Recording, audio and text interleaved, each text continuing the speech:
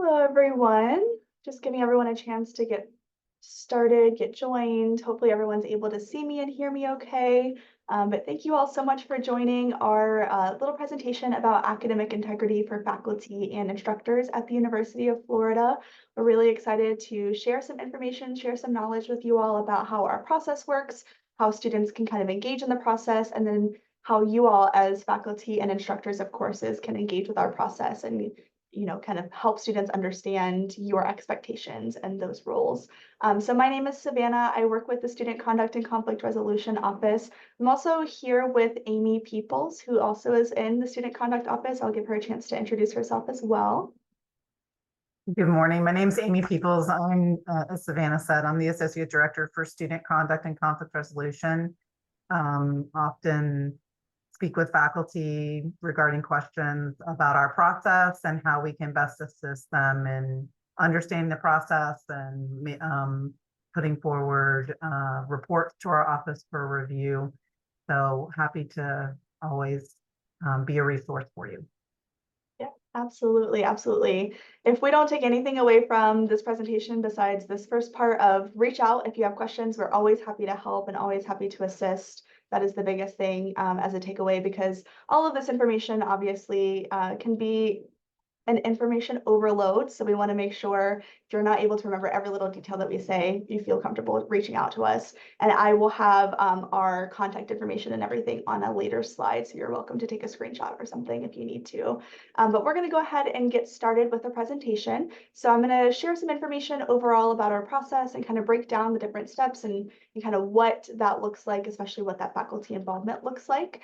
If you all have any questions, there will be some time at the end. So you're welcome to kind of pop in if there's anything that's really burning that you need to clarify, or we can also share those at the end. And we are recording, but we will kind of stop recording at the end for questions if there's anything specific that we can give some information about if you're dealing with anything, hopefully not already this early in the semester, but if you're already dealing with some questions that you might want to get answered, we can help you with that as well.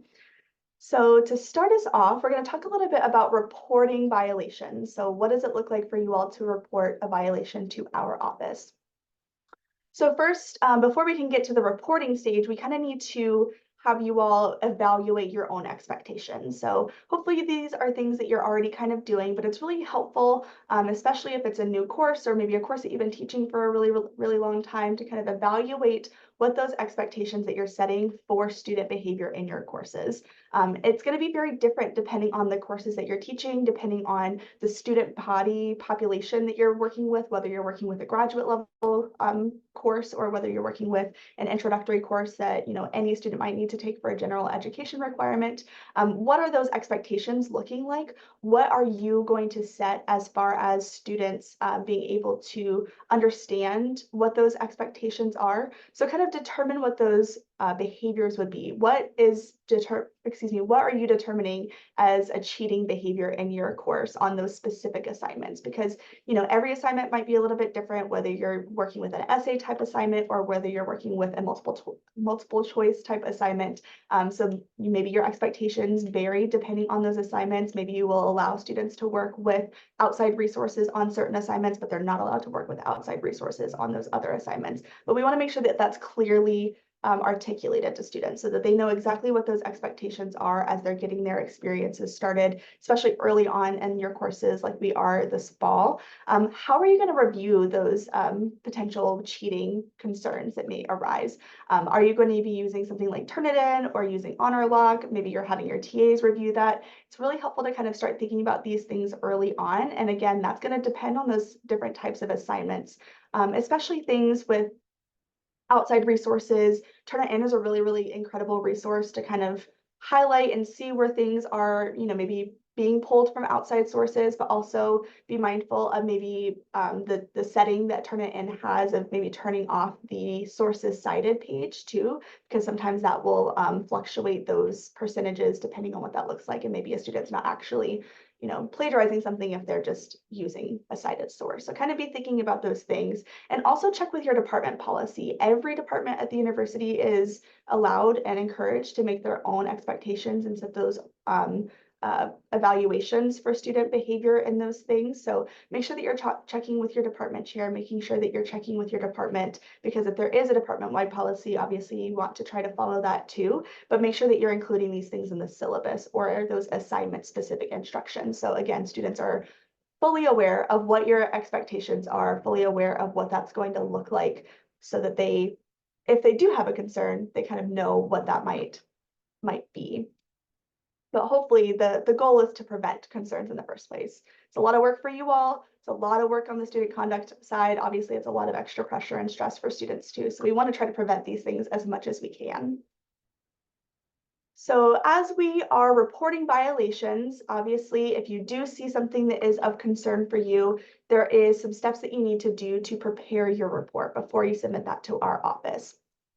So the biggest things that we would like to see when you're submitting a report to our office is the specific assignment. So what is the student submitting to you as the instructor, and what is the concern potentially in that assignment? It's also really, really helpful to have the assignment instructions, or maybe a blank version of the assignment as well, so that our office can review, see what those expectations were that you set for those students, and then maybe can reading between the lines of where students are potentially having those cheating allegations. Also, other instructions or expectations that you've shared throughout the course.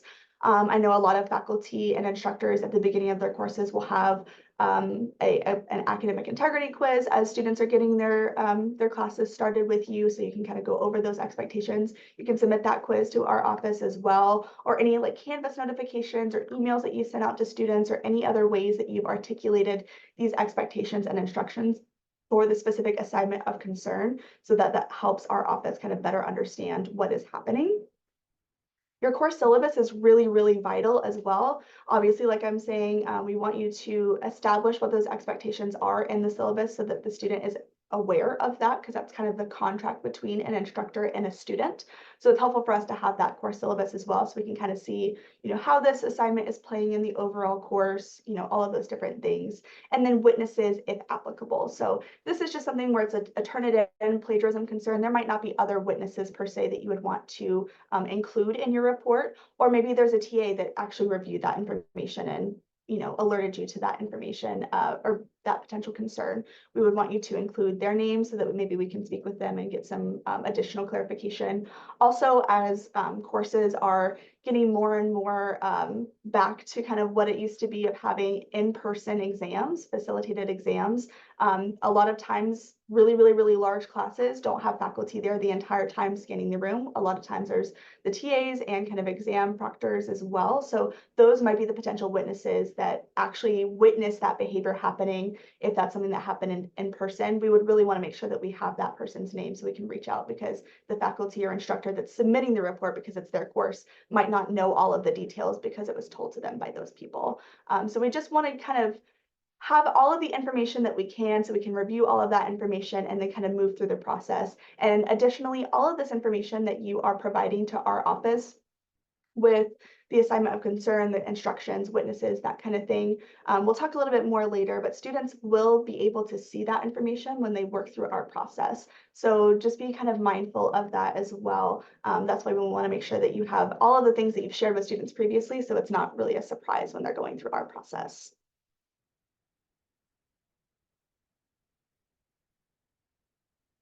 So actually reporting the allegation, you can go to our website. So there is an honor code report form and a conduct code report form.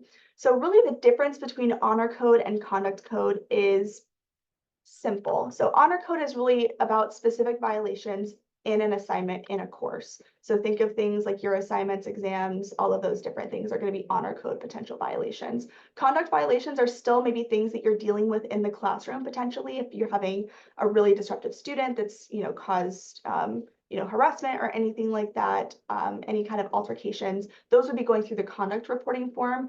If you aren't sure, you can always reach out to us. We're always happy to answer those questions and kind of work you through what makes the most sense depending on what the context of that specific situation, because maybe it falls more one way or maybe more the other. And then our office can also determine what specific violations or specific charges there may be, so we can also combine two. So even if you're just using one or the other form, our office can still definitely determine what the best course of action is as far as the actual charging of that case. But you can go to our website. So on the main page of our website, there is a button to report an incident. So that button is the button that you would like to click, and then you can click either, again, the honor code or the conduct code. And then what I have here on the screen is a kind of screen capture of what the first part of the reporting form is. You'll notice that there's a lot of text here. That is information that is helpful. So it's not just there because we want it to be there. It's helpful. We want you to read through this information too. So I'm going to hopefully open this so we can look at this together. So as we can see on the screen, this is our main page of the website. The very first tab that you can see is report an incident. You can click that. Or on the right corner, like I said before, you can report an academic or conduct incident. You can also report potential hazing concerns as well, but we're not seeing faculty and instructors seeing those as often, but that's definitely something that you can utilize if you do see that happening.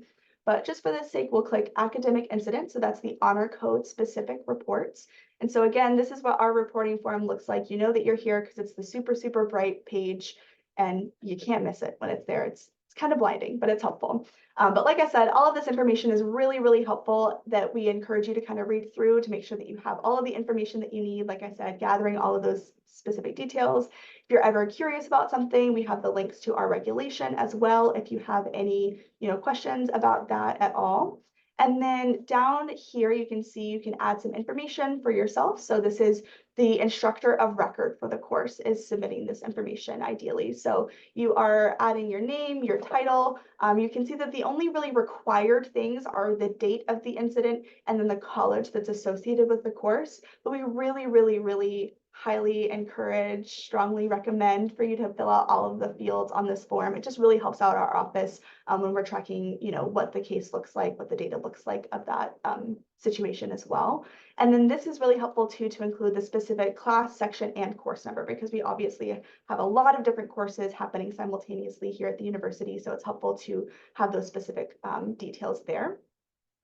Then you can add the involved individuals. So you can see that the very first option is to enter student name or organization, and then you can select their specific role. So if there's multiple students that's happening in a case that you would like to submit to our office, say it's a collaboration potential concern where students are maybe cheating together on an exam, for example, you can add multiple students as potential accused students. It's helpful if you have their UFID number and their UF email address. If you can include that for sure. Our office definitely can do some searching if you're not able to gather that information, but it is helpful. You can also click the button to add another party as well, and you can add as many as you'd like. Something that I'll say here, we really encourage faculty to limit the amount of students that they're submitting on one reporting form. So say you're having a really large course at the end of the semester, you realize that there's a lot of students that have cheated in the exam throughout the course. We don't want you to use one reporting form for all of those different students because we want to make sure that we can keep those cases separate. We only want you to add multiple students to a reporting form if it's the same kind of case. So if it's again, a collaboration concern, or maybe they're plagiarizing off of each other or something like that. Again, we can kind of work with you too if you have any questions or if there's any concerns. Our office is definitely happy to work with you as well. Again, there are also other roles that you can select too. So again, like I said, you can add a witness, you can add a proctor or a TA or other as well. So if there's, multiple instructors during the course, you can add multiple instructors there. If that's a proctor of the exam, you can add those there too. And this just kind of helps our office keep track of who is who, because when we receive the reporting form, we want to make sure that we know who is the potential student of concern and then who are the people that maybe know some additional information about that case. The next section is the incident and the course details. So you can see there's a really big block of text here, kind of indicating what we would like for you to submit in this section. And you can always drag this section if you need to make it longer, if you have a lot of text that you would like to include. I do, just as a kind of recommendation, I think it's helpful to write up what you would like to say in a separate document, just so you can kind of format it the way that you want, make sure that everything looks okay, just because this is a web page, so it doesn't look quite as nice in this formatting here as you're typing. So definitely encourage you to do that in like a Word document, Google Doc or something like that, and then paste it in. But you can see here, we just would like for you to make sure that you're including all of the relevant details. So if you're, saying there's a potential concern for an honor lock incident for an exam, we want to make sure that you're including the specific details of that specific exam. So what are the timestamps of that, and the times in the video is helpful for our office. I know honor lock shows it a little bit differently to faculty than it does when it's spitting out the actual raw video later. I know when you're looking at it through the honor lock software website, it will say the time of the day that the student was taking the exam, but it is really helpful for our office if you're, noting the time on that video specifically, because we're not able to see the time of day as much. So it's not the end of the world. We can definitely do a little bit of math to try and figure that out, but we want to make sure that it's helpful and easy for us to kind of read through, because we do unfortunately receive a lot of reports. So we want to make sure that we can get through those as quickly as possible so we can address those concerns.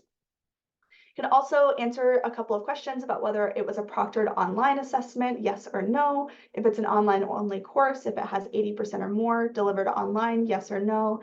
And then this is another option that I'm going to talk about a little bit more later. But this is if you want to indicate whether you may be willing to participate in something called a restorative dialogue. So like I said, I'm going to explain what this is in a lot more detail later, but basically, if you're saying yes or no here, you're not being locked into anything. You can say yes and then rescind that yes later. So don't feel like you're locked in. If you may be willing, but you're not really sure, you can definitely click yes, and then we can kind of work you through that, walk you through what that might look like in that participation. But I will explain what this is a little bit later. And then this is where you want to attach any supporting documentation. So we want you to add any files that you can to the case, again, the assignment, instruction, syllabus, all of those different great things that you've gathered. And then you can also click this button, which is a really, really, really highly underutilized button, I think, for faculty, is to email yourself a copy of the report. So I think this is really, really helpful, because a lot of times you might be typing all this information out, and then our office may reach out to you, a week later to kind of go through what is going on, and maybe you forgot some of the specific details because you put everything there. So it's helpful if you can email yourself a copy of the report as well. We can always share that with you too. So if you didn't click that button, don't worry about that. We can definitely still share that information, but it is helpful for, I think, faculty to be able to reflect on what they've submitted.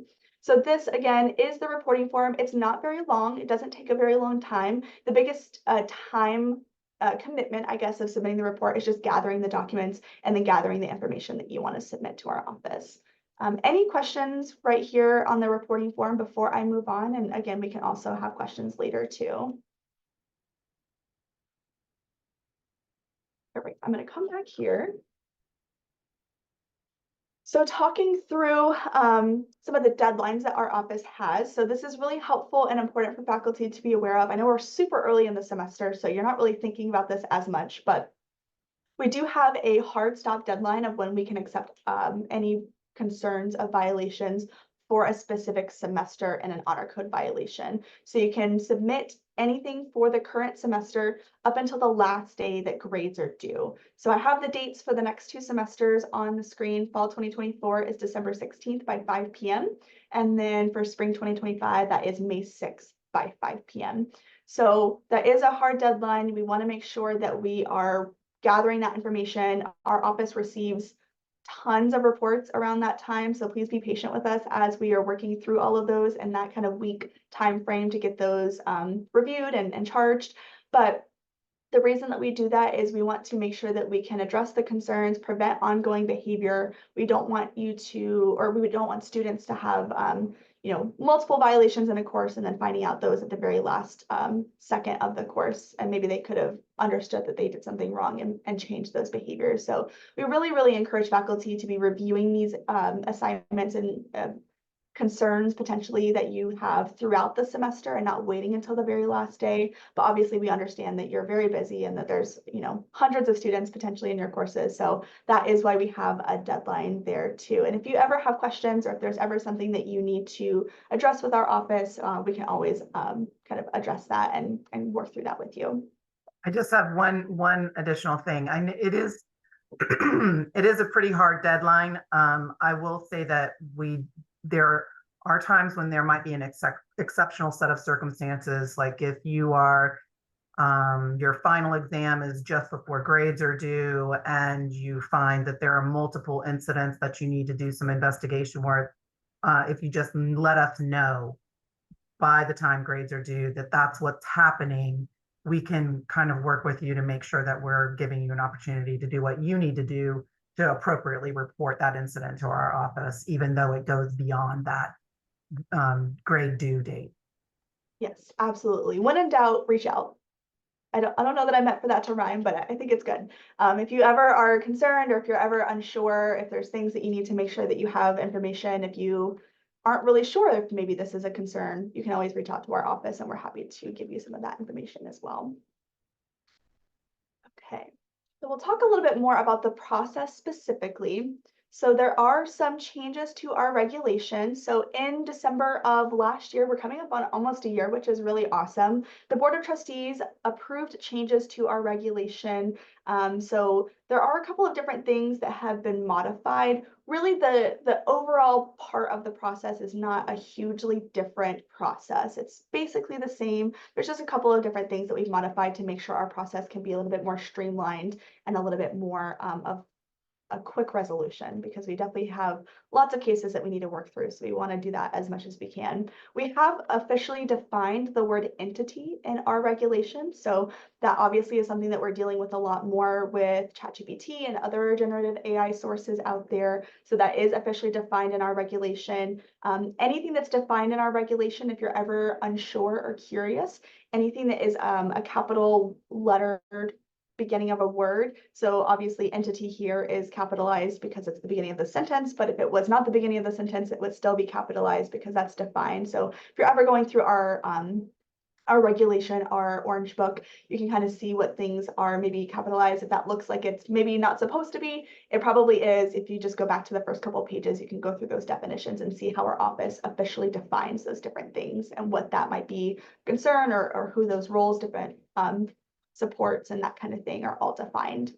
Students can now resolve their cases in a meeting with a conduct administrator or in a formal hearing. So that's kind of similar to before, but what's a little bit different about that, if you've worked through our process previously, is that students would have to go to a hearing if they had a second time violation or if they just didn't agree with any sanctions that may be recommended. So that is something that we have kind of gone away with. Students can resolve their cases if they want to accept responsibility with a conduct administrator, or they can go to a formal hearing if they want to not accept responsibility, or if it's potentially a separable case. And we'll talk about that a little bit later too as well. If students are found responsible, faculty will be notified to enter a grade adjustment. So this is the biggest difference for faculty and instructors if you've worked with our process previously, this is going to be the biggest change. Faculty are the ones determining what is an appropriate grade in their courses. You are the experts in your courses. You understand, what specific assignments make up those course grades and all of those different things. And so if you have a concern with our office, we want to put the onus on faculty to enter the grade that they feel is appropriate if a student is found responsible. And that is the big thing there. We don't want you to just say, the student was definitely cheating. This is super obvious. I just want to make sure that I don't have to go through this process. I'm just going to enter the grade adjustment that I want to. We don't want to do that. We want to make sure that students are still receiving a fair process. Due process is federal law that we have to follow. So we want to make sure that you're still reporting those things. And we have, again, streamlined our processes to make sure that that is a little bit quicker than before. The faculty are able to enter a grade adjustment as well. And I see we have a hand raised, so I will pause for a second. Thanks. If the student is found responsible and we receive a letter saying they're responsible, what happens first? Do we change the grade first, or do we wait for the appeals process to complete the process and then change the grade? That is a wonderful question. Aimee, do you mind answering that question? No, I'm happy to do that. That's one of the effective changes from the code change, Karen. So you'll receive a letter from our office letting you know that you were copied on the outcome letter from the student, that they were found responsible or accepted responsibility, if that is the case, and that you can go ahead and enter a grade change for that student, and you do not need to wait for the appeal process. But the big takeaway is you do not need to wait for the appeal process. because the students need to know what the grade is from the instructor, hopefully within the appeal period, so that if they don't like the grade, they can have that be a part of their appeal process. So we can notify the student of the grade change by actually changing the grade then. Well, we're going to ask you to reach out and let that student know that you've entered a grade change and that this is what the grade is. Thank you. Yeah, absolutely. And Any with other that- questions about that part? I'm sorry, Savannah. I was just going to add really quickly with that, the reason that we ask you to reach out to the students specifically as you're doing the grade change process as well is that we understand that sometimes that registrar process can be a little bit slower. So sometimes that may take several weeks to get that notification to the student of what the final grade is in the course if you're doing a grade change. So we do ask faculty and instructors to reach out to students, let them know that because they've been found responsible, this is going to be the grade adjustment and that you are entering that grade change. So just so that they're aware of what that looks like during that appeals process. Thank you. And then also if they're found not responsible, they'll need a grade instead of an I. So letting them know what that grade is now that the process is complete and they've been found not responsible. Yes. And I see we have another hand raised. Yeah, hi, thanks. So when you submit the violation through the website, you're asked to make a suggested educational sanction or a grade sanction for the, is Nope. that not the case anymore? Not the case anymore. So that is with the change that we had in December. So faculty do not need to share what their recommendations are. I'll kind of break it down a little bit more in a few slides, but our office will enter the educational sanction. That is what our office is determining. Faculty are determining the grade adjustment, and then our office will also determine the student's ability to drop, whether or not they have the ability to withdraw from the course, either retroactively or if that's still happening during the semester within that withdrawal deadline. So our office will determine if there's significant extenuating circumstances where a student would need to go through maybe a medical petition process, for example. That might be something, a reason that students could do that, but faculty don't need to enter any recommendations in the reporting form. All we ask in that reporting form is for you to share what your concerns are with the behavior in the incident. And so Yeah. when we receive that letter that says the student has been held accountable or has accepted responsibility, please reach out to the student, let them know the grade change and make the grade change. That can be whatever the faculty decides. Correct. Yes, and So we do we're putting that back so that you all have the ability to determine what is an appropriate grade for that student in your course. Yes, and we do encourage you, like I said before, and what we really just try to harp on as much as possible with faculty is let students know, put things in your syllabus. If you have a consistent grade that no matter what is happening in the incident, you're going to always recommend a letter grade reduction or a certain percentage off of that assignment or anything like that. If that's something that you've been consistent with in the past, definitely add that to your syllabus, because then students are aware, they know what those expectations are. So if they are, participating in these concerns and cheating or plagiarizing or any of the different, concerns that our office may have, students are kind of aware of that. That's in the syllabus. That's, again, kind of the contract between faculty and student. But we will not get a say in whether or not the student is allowed to drop the class or withdraw from the class. So that is the conduct administrator decision. So the conduct administrator is able to determine, again, the ability to drop and then the educational sanction for students. And that's through a specific conversation. And I'll talk about what that conversation looks like in a couple of slides, but we want to make sure that we are understanding the student's perspective, have their opportunity to be heard, part of due process. And then we can, again, determine what is appropriate. And like I said, when it comes to the ability to drop or not drop, we're looking at those significant extenuating circumstances. So is the student going to have to go through a medical petition process? Was there something really significant that prevented their ability to withdraw, or, that had specific things that dealt with in this incident? So we're looking at those things specifically, and we'll ask students those questions in that meeting. And the other piece of that, Jocelyn, is that if a student is given the ability to seek a drop, they don't have a drop restriction, that doesn't guarantee them the ability to drop. It just means that there has been factors presented that indicate that is appropriate for a student to be able to seek. Right. The other thing that you'll see as the instructor of record for an incident, students are given an attachment, letting them know what grade adjustment can look like if they're given the academic sanction of grade adjustment, and letting them know that it is completely up to their instructor to determine what is appropriate and the wide range that can look like. Okay, thank you. Mhm. Any other questions about the changes to the regulation before we move on to the specific steps of our process? Great questions. Thank you all for chiming in. I'm glad that we were able to kind of clarify those things. So kind of working through the steps of our process. So just to begin, like we've talked about, a report is submitted to our office. So that's how our process begins, is when a faculty or instructor submits a report to us. Our office reviews that information, and then we determine charges if those may apply. And so what that means is we'll review the information that you've submitted to our office. We'll review what the specific details of that are. We may have to reach out to you and clarify some details if we don't understand, or maybe there's not enough information that we want to make sure that we get some more information from you, additional details about that incident.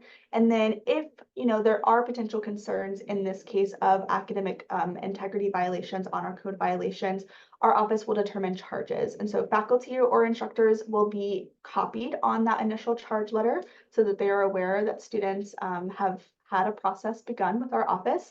And then the very first step of our process, once that has happened, is for students to sit down one-on-one with a staff member. And we will sit down and talk through the entire process, explain to students what their options are in our process, how they can move forward in the case, if they want to accept responsibility or not accept responsibility. And so they can make their resolution choice that way. So they can make their resolution by accepting responsibility. That is with either an administrative review or a restorative dialogue. And so that is kind of our, for lack of a better word, informal way to resolve the case. That doesn't mean that we're not going to have the tough conversation of holding students accountable and addressing the behavior that happened. We're still going to move through that. It's just not going to be as formal as a hearing. So we're not going to be going through a script. We're not going to be recording that information. We're still going to ask all of the same questions potentially that we would ask in a hearing, because we want to understand the student's perspective and what really happened in that case. But it's going to be done in a more informal, kind of conversational manner. And then, like I said before, the conduct administrator will make a decision in that case. So the student will have the ability to drop status sanction and educational sanctions determined by that conduct officer. And then our office will send an outcome letter that has the sanction outcome, like we've been talking about. And then that's where faculty are able to enter the grade adjustment as well. And then students can go through an appeal process. I'll pause for a second. I see we have another question. Yeah, thanks. So with the restorative dialogue, this is just less formal type of conversational hearing. Yes. In that restorative dialogue, and if you're going to talk about this later, just tell me, you'll talk about it later. I don't want to steal your win from later, but are we still going to be asked as faculty to, in that conversation, make a recommendation for an academic sanction? The short answer is no. I will be talking about this in a little bit more detail in a couple of slides, but faculty will not have to share the recommendation. Now, students may ask, because students are curious, depending on what faculty are going to share. And that's not something that we're necessarily going to prevent from happening. That is, part of the process where students can ask. If you would have potential grade adjustment that you would do, that's totally fine. And remember, if we are going through a restorative dialogue, students have accepted responsibility at that point. Our case isn't resolved yet, so we can't enter the grade adjustment yet, but you still would know that a grade adjustment potentially would be happening in this incident because students have accepted responsibility. So you may already be leaning a certain way and you can share that information, but it's not going to be, like it would have been a year ago in a hearing where we would ask you what that recommendation is and then take that into consideration for sanctioning pieces. Thanks. The other resolution that we have is the formal process. So you may or may not be familiar with this formal process. Like I said, it is very structured. So we do have parts of the hearing that we're going to have to move through. And there's two different hearing body types that students can select. That can either be a student conduct committee, which is made of 3 to 5 individuals across the institution, students, faculty, and staff. They're all trained extensively to be on those committees, and those are the individuals that are conducting the hearing and then making a determination after the hearing happens. And then the other option is that students can select an individual hearing officer. And so that is just an individual staff member that's a conduct administrator within our office. So kind of similar to the other process, but it's just, again, the formal hearing. Students cannot accept responsibility to enter this. So they are sharing that they do not feel that they're responsible. And so we're going to move through that in a formal manner. Excuse me, after the hearing occurs, Student Conduct Committee will make a recommendation to the Dean of Students, who will uphold, modify, or overturn the hearing body's recommendation. The reason that we do that for committee members and not for hearing officers is because for individual hearing officers, those are full-time conduct staff members. So they are extensively trained. We are working with this information, with these processes every single day, where obviously we are training our committee members extensively as well, but they're not working with that every single day. So it's helpful to have the Dean of Students make sure that the conduct committee is reviewing all of the information, reviewing all of the potential concerns, potential regulation pieces that we need to review. And so then the dean will make that recommendation. And then at the end, the outcome letter will be shared with the student and faculty or instructor with the final determination of responsibility, whether students have been found responsible or not responsible for specific charges, and what the sanction outcome is. And then again, students can go through an appeal process there. So I'm going to break it down a little bit more. So there are additional hearing body types that I didn't share a second ago. So we also have the University Officials Board.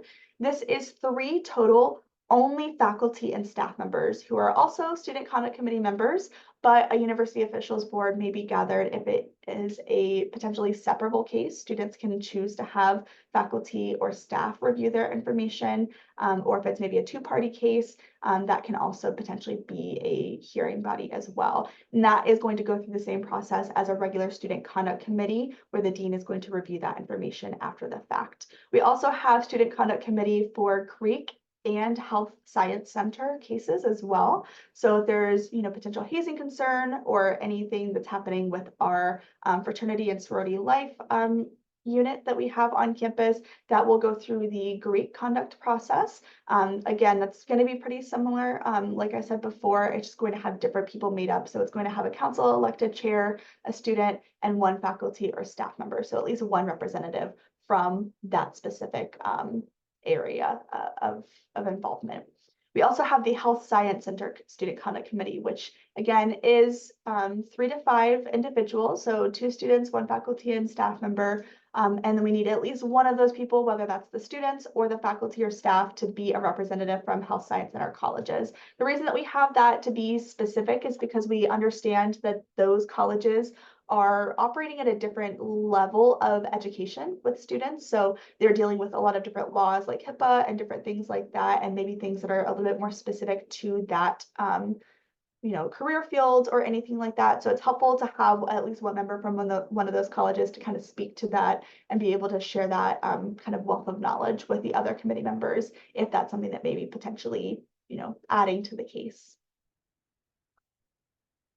So to kind of go over the administrative review and the restorative dialogue further. So like I said before, students who are accepting responsibility can opt for either an administrative review or a restorative dialogue. Either way, the meeting itself is about the same. So a conduct administrator will be there, the student will be there, and then whether or not the faculty or instructor would like to participate is what makes that a restorative dialogue. So it's still a restorative conversation in an administrative review, but it just is a different term essentially. So we again are talking through the specific behavior of the incident, talking through what the student perspective is, how they are understanding what has happened, why they're accepting responsibility, what happened in the case from their words.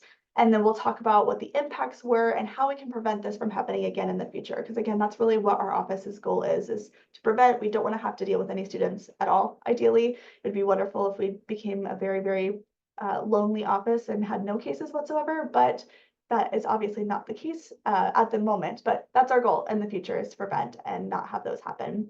Restorative dialogue just includes the faculty or instructor in that conversation. So this is really your opportunity to share what this impact has been on you as well. You can share how much time it takes for you to maybe gather information in a report, why this is potentially a concern for you, what students can do in the future to make sure that they are aware of that. So maybe you're hearing from the student and hearing that they had maybe a death in the family and they had a really, really difficult time going through the semester. And maybe you can share with them that maybe you should have reached out to me. I could have worked with you and we could have gone through this, so that they know for next time, God forbid something else happens in the future, they have resources, they can reach out, and they know that faculty are there to support them as well. And like I said before, that is your choice. So you're not forced. We do not, hold your arm behind you to make sure that you're attending. If you want to attend and participate, that is up to you. You can indicate that willingness to participate in that reporting form, but you can rescind that at any time. So again, if you feel like you may be willing to, but you're not really sure and you kind of want to see what happens or see how you feel, or maybe you're just super, super busy that time of the semester when it comes around to scheduling that restorative dialogue, at any time you can pull that. So don't feel like you are locked in at any point. And again, like we've said before, we will send an outcome letter with the sanctions, and faculty will be able to be copied on that information. And then we also have the appeal process. We did go over a really in-depth restorative dialogue panel earlier this summer. So we have that. I think Lupita has added that to the chat already. She is awesome. So please go and watch that. It is I think about 40 minutes to an hour. I don't think it's a super, super long time, but we had some panelists come who have participated in the restorative dialogue process, come and share their perspective of what that's been like for them and why they choose to participate, what the value is, all of that really amazing stuff. So that was a really, really great panel. Definitely encourage you, if you have a little extra time anytime soon, to go and watch that as well. So hearing process is basically the same as it has been before. So students can not accept responsibility and enter a hearing process, or if for some reason this case is a separable case, they can also accept responsibility and go through a hearing process, but that means that the case may result in their separation from the university. That's not something that faculty need to concern themselves with. That's something that our office would determine based on a lot of different factors in that incident and overall holistically about the student, if they've had previous violations, that kind of thing. But kind of going to a hearing, it's because they're not accepting responsibility the vast majority of the time, and then sometimes they might be accepting responsibility but have a separable case. So again, these are really still meant to be educational in nature as well. Students can ask questions of faculty members, faculty can ask questions of students, and then the hearing body can also ask questions of everyone there. And then it's really just to give the hearing body the chance to understand everyone's perspective, what's happened in this case as a whole, so they can determine what the potential outcomes should be. And then again, we've talked through what those next steps are, where the letter is sent, and then students can appeal as well. So just a kind of helpful visual for you to see, the start and finish of the process. So once a faculty report is submitted, and then out to the outcome letter and sanctions being implemented if a student is found responsible. So this is just, again, kind of helping you understand what the steps of our process are. These are structured steps, so we can't jump from a report being submitted to sanctions. We need to make sure that we're going through our due process and going through our regulations process, so that we can make sure that every student is receiving the same process, receiving the same ability to be heard and have their opinions and perspectives shared through our process if they would like for them to be. So as we talked about grade adjustment sanctions a bit as well, I think we've talked about this a good bit already, but basically faculty can enter the grade adjustment that they feel is appropriate. So again, really what we recommend is that you document what you potentially would recommend. So you can do that for specific assignments, or if you have just an overall, no matter what happens, whether it's a small discussion board post or, the final exam, this is always what I'm going to recommend. You can always put that in the syllabus. And I do think that that's really helpful for students to read through, be aware of, know that their faculty and instructors are taking their academic integrity seriously. Because again, we are trying so hard to prevent these types of incidences from happening in the first place. So if we're able to let students know we do take it seriously, we want to make sure that that this is going to be dealt with and have having a concern for our process, you can document that there as well. And again, please make sure that you check with your department if there is a department-wide policy. I know there are a couple of colleges that we have interacted with that do have those policies, so just make sure that you are doing that as well. Okay. So I want to make sure that we have some time for additional questions at the end. So like I promised at the beginning, we do have all of our information here. This PowerPoint can be shared out as well, so we can share the links as well. So if you have any questions, you can always reach out to us, go to our website, reach out to our email address, or give us a call. Email is the best way to reach us because we are a very, very busy office. We receive lots of emails, lots of phone calls. So it's very easy for us to kind of go through the emails and make sure that we can do that, because if you're giving us a call, we might be in the middle of a hearing and not be able to step away and answer that question. But if you send us an email, we might be able to respond to that email during a break during that hearing, if that makes sense. So please feel free to reach out to us if you have any questions whatsoever. And I know Lupita is putting in the chat to earn your passport miles, to click that link as well. But we will go ahead and open it up for questions if there are additional questions or things that we can clarify in the next 10 minutes or so. Can I ask a question? Yes, absolutely. In the restorative dialogue, I'm gonna assume that students will not at that point be bringing legal counsel. So students can have support people with them in that restorative dialogue. That is a different participation than it would be in a formal hearing process. So students are able to have an advisor, excuse me, let me go back, going a little fast. Students can choose to have one advisor and one support person with them. The advisor can be anyone that they select. That can be legal counsel, that could be a parent, that can be another staff member on campus. It can really be anybody. In a formal hearing, in a formal conduct hearing, that advisor role of a student can also ask questions of faculty or witnesses and the student.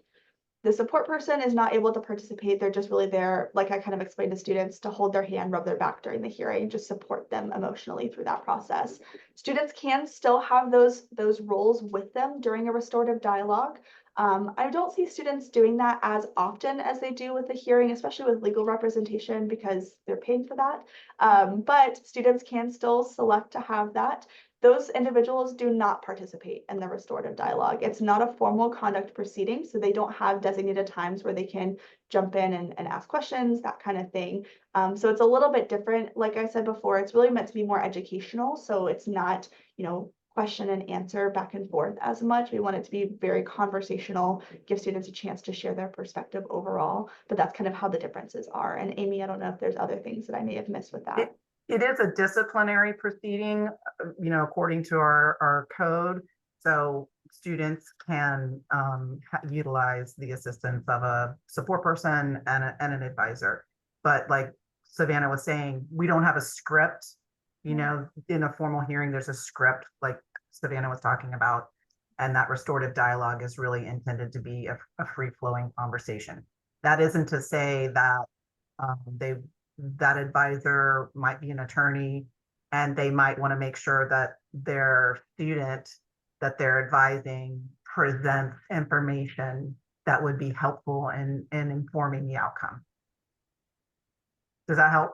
Yeah, I just don't prefer to be questioned by attorneys, and it's like in my past experiences, it's the worst part of hearings is when a student brings legal counsel, and it just feels so much more confrontational than it needs to be. Sure. So I like options where there's not that. Yeah. And restorative dialogue is different than a formal hearing.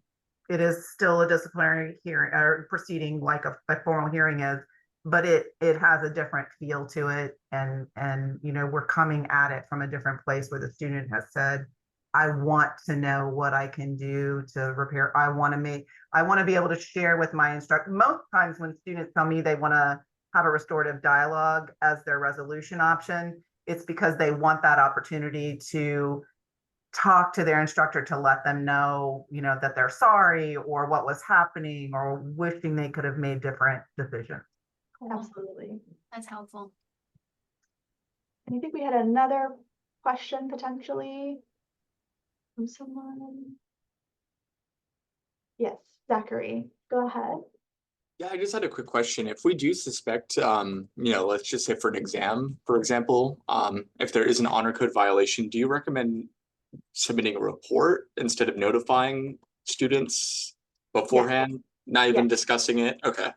Yes, we do encourage that. It's up to faculty if they want to reach out to the student beforehand, but we do encourage faculty and instructors to go through the process and submit the report with us because we want to make sure that students are aware of the steps of the process. Sometimes when faculty reach out to students beforehand, students may get the impression that they can almost negotiate maybe with a faculty member to not submit that to our office. And the reason that we are so strict about that is because we want to make sure that, faculty and instructors aren't trying to resolve these cases on their own, because you don't want to get to a situation where a student has been having concerns, cheating in courses, but faculty are just resolving that internally. And then, we find out, 2 years from now that this has been happening in all of the courses that they have. And this is really like their 7th violation, but this is the first time that it's coming to us. We still have to look at that as a first time violation, even though maybe your department knows that that's more often. So that's why we want to make sure that we're going through the process. And then it gives students a chance to know what the process is. We can share all of that report information with our office. And like I said, when students are going through that initial information meeting, they will be able to review that report information. And so then they can kind of see what the faculty concerns are. And then if you do want to have that conversation with the student, that's where the restorative dialogue comes in, where you can kind of share, things that you would want them to be aware of or things that you would want them to be mindful of next time. The other potential consequence of talking to a student before you report it to our office is that if that student then withdraws from the course, we don't have the ability to address that behavior through the conduct process. Yes, that's a great point, Aimee. And the way that we do that is by the day and time that faculty report comes into our office. And so if you're maybe reaching out to a student at the same exact time that you're submitting the report, then we can say, okay, the student was notified, but we have a report on file that says this day and time. So then we can always add them back to the course if they. No, that's only if it's based on the charge letter. When the charge letter goes out, so once the student has been officially notified by our office, if they withdraw after the charge letter goes out, whether they've opened it or not, we can put them back in the course. But if they withdraw before they are formally charged through our office, then we cannot put them back in the course. Exactly. So that's why we ask, if you want to reach out to the student, you can do that. Just wait until the charge letter actually goes out. Exactly. Yeah. Jocelyn, did you have another question? Yeah, I do have another question, and it's kind of related to that as well. Just to clarify, in past, we've been told that we are not allowed to give academic sanctions unless we go through the honor process. Is that still the case? Yes, Yes. that is still the case. Yeah. That is part of the faculty constitution, I believe. Yeah, I mean, I totally agree with that, but I think a lot of faculty don't recognize that. They just Right. think they don't want to deal with the process, so they're like, I'm going to give you a 0. And I think a lot of students don't know that as well. Yeah, you can't give someone a consequence if Yeah. they haven't had an opportunity to go through the process. Absolutely. Do we have any other questions? I want to be mindful of time and give everyone a chance if you have another course beginning soon. Any other questions that we can address now?